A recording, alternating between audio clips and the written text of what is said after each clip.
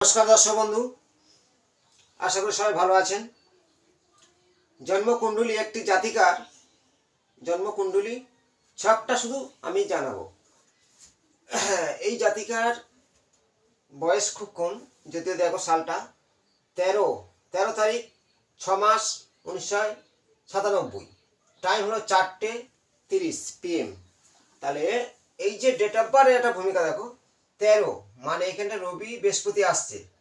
রবি হলো 1, 3 হলো বৃহস্পতি, 6 হলো শুক্র প্লাস রবি এবং 9 মঙ্গল, 7 কেতু।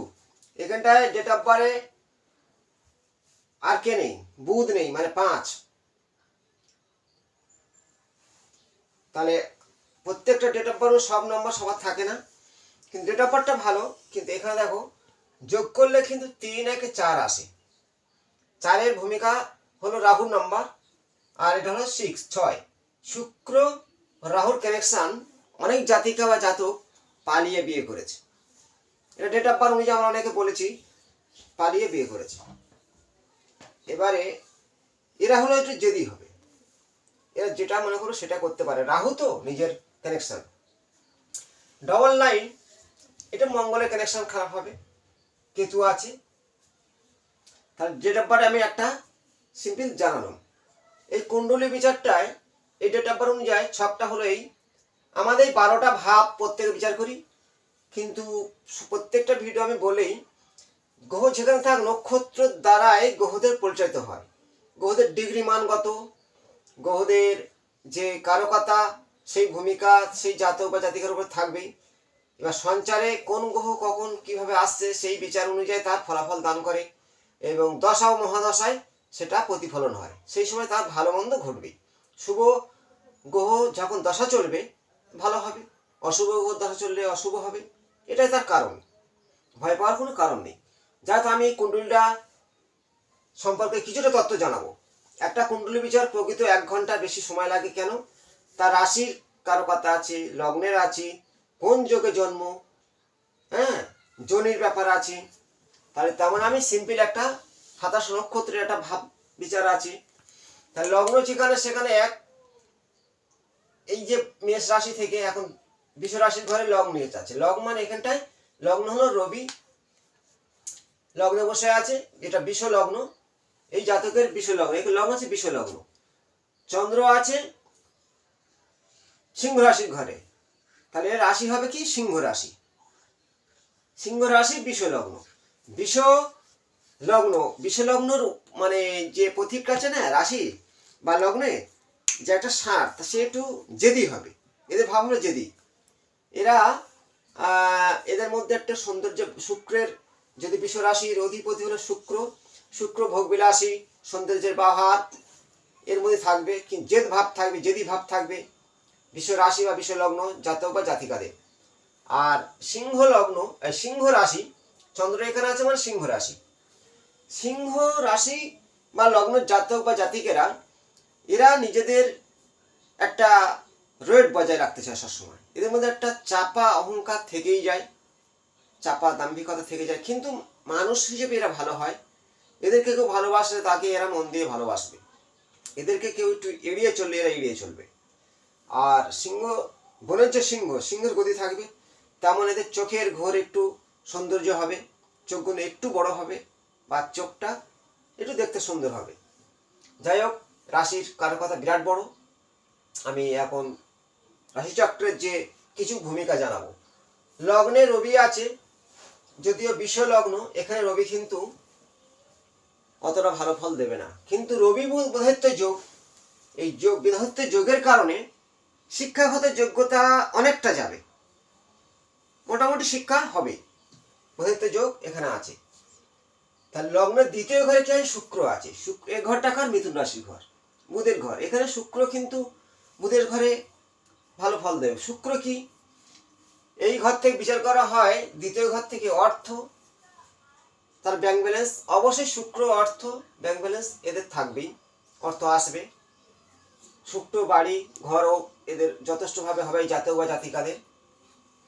এবং এরা বেশিরভাগ এই যে শুক্র 3 নম্বর ঘরে বসে আছে, দ্বিতীয় ঘরে বসে আছে, এদের কথাবার্তা কিন্তু অনেকটা মিষ্টিভাষী হবে।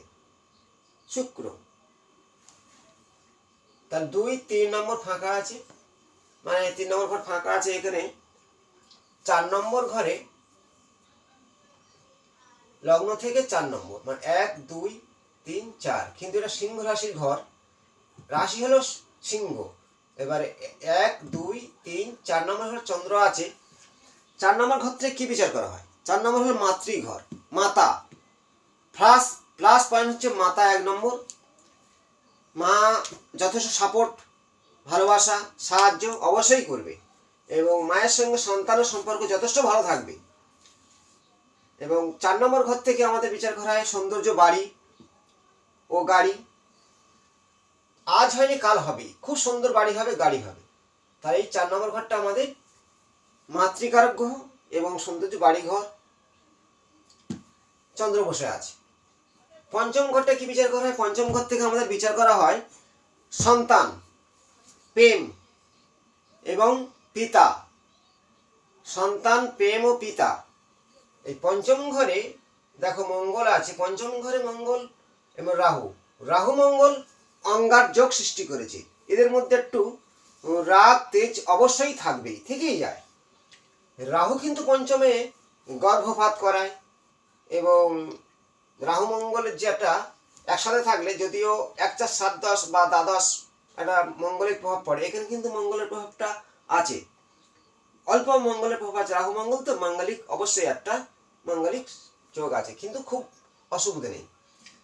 এখানে রাহু মঙ্গল দুটো অগ্নিকারক গ্রহ পঞ্চমে থাকার কারণে, যদিও ঘরটা হচ্ছে মিথুন রাশি, কন্যা রাশির ঘর, এখানে কিন্তু মঙ্গল অনেকটাই নেগেটিভ ফল দান করবে, রক্তক্ষরণ। এবং রাহু আছে পঞ্চমে, হঠাৎ করে গর্ভপাত বা সন্তান না আসার কারণ, এই ঘটনাগুলো ঘটবেই। বা কোনো গাইনোপ্রবলেম সৃষ্টি হওয়া, রক্তক্ষরণের কোনো সমস্যা আসা, বা রক্ত শূন্য হয়ে যাওয়া, এই ঘটনাগুলো হতেই পারে। তাহলে পঞ্চম ঘর রাহু মঙ্গলের যে কানেকশনটা, হঠাৎ করে কিন্তু এই জাতকরা বা জাতিকারা পঞ্চমে রাহু থাকলে পালিয়ে যাওয়ার একটা সম্ভাবনা থাকে, কিন্তু অনেকে আবার পালায় না। জাতি ছাড়া জাতির সঙ্গে সম্পর্ক হতে পারে, কিন্তু অনেকের ক্ষেত্রে আবার হয় না, কারণ নক্ষত্র ব্যাপার একটা আছে। কিন্তু রাহু মঙ্গল মাঙ্গলিক, এটা শিওর। তার জন্য এটা জেদ, রাগ, এদের মধ্যেই চাপা অহংকার থাকবেই। পঞ্চম ঘরে রাহু থাকলে শিক্ষাটা, যে বোধায়িত্ব যোগ, পঞ্চমে রাহু আছে, শিক্ষার ঘরে রাহু আছে, শিক্ষাগত যোগ্যতা হতে গিয়ে হঠাৎ করে থেমে যাওয়া। এবং পঞ্চম, ষষ্ঠ ঘর, সপ্তম, অষ্টম, নবম, এই যে 9 নম্বর লগ্ন থেকে 9 নম্বর ঘরে বৃহস্পতি বসে আছে। 9 নম্বর ঘরে বৃহস্পতি কিন্তু ভাগ্যের ঘর বলা হয়। 9 নম্বর বৃহস্পতি ভাগ্যের ঘর। বৃহস্পতি বসে থাকলে সেই জাতক বা জাতিকাদের ভাগ্য কিন্তু সবসময় বৃহস্পতির সাপোর্ট, দেবগুরু বৃহস্পতি অর্থকারক, অনেক সময় ধীরতা, অনেক সময় বুঝে সুঝে কাজ করা। এবং এখানে এই যে 9 নম্বর ভাগ্যের ঘর, বৃহস্পতি যথেষ্ট ভালো বসে আছে ভাগ্যের ঘরে বৃহস্পতি, এবং আগের জন্মের কিছুটা পুণ্যের ফল অবশ্যই জাতক বা জাতিকার থাকবেই, যদি এরা জাতিকার চার্ট। আচ্ছা, এখানে দেখো 9, 10, 11, এই 11 ঘরে শনি ও কেতু আছে। 11 ঘরে শনি কিন্তু যথেষ্ট ভালো ফল, মানে শনির যে বিজনেসগত, ব্যবসা করে উন্নতি করা, এদের ব্যবসায় মন থাকবেই। কিন্তু শনি 11 ঘরে, ওটা হচ্ছে কি ঘরটা কার? মীন রাশির ঘর।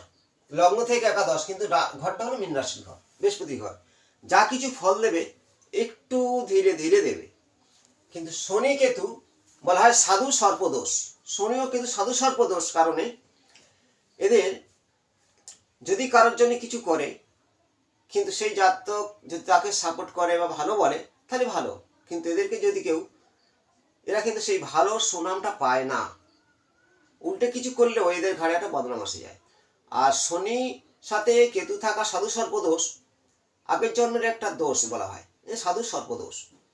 তার জন্য কি হয়, অনেক ক্ষেত্রে মনের ইচ্ছা পূরণ হয় না, কিছুটা থেমে যায় বা অনেক লেট হয়। সাধু সর্পদোষে।